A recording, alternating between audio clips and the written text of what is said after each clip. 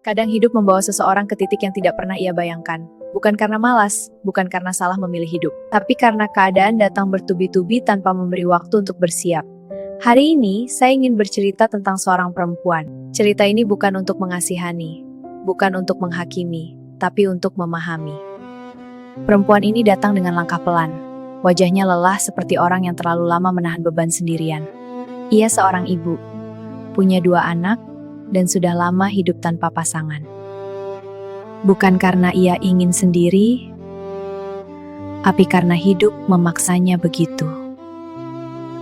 Awalnya ia masih bisa bertahan, mengerjakan apa saja yang bisa dilakukan.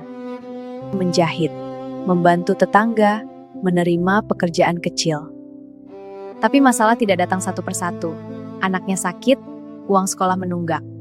Biaya hidup terus naik, dan pelan-pelan hidup terasa semakin sempit. Bagi banyak orang, kekurangan uang itu soal angka. Tapi bagi perempuan ini itu soal ketakutan.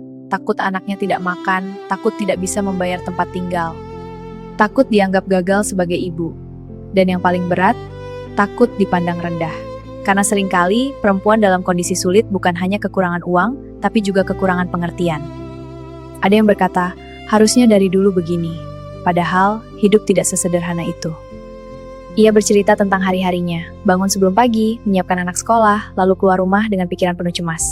Ia pernah bekerja di tempat yang melelahkan, upahnya kecil, kadang dituntut adil, tapi ia tak bertahan, karena tidak bertahan berarti menyerah. Menjadi perempuan dalam kondisi sulit itu seperti membawa 2 beban sekaligus. Harus mencari uang, dan tetap menjadi ibu yang hadir. Tidak ada waktu sakit, tidak ada ruang untuk lelah. Karena kalau ia berhenti, hidup ikut berhenti.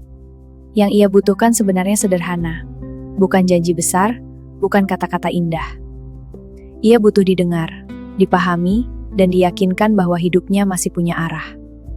Perubahan tidak datang tiba-tiba, tidak ada keajaiban, yang ada langkah kecil, sedikit demi sedikit. Mulai dari berani bercerita, berani meminta bantuan, dan berani percaya pada dirinya sendiri. Ia mulai kembali menjahit, pelan-pelan mendapatkan penghasilan rutin. Tidak besar, tapi cukup membuatnya bernapas lebih lega.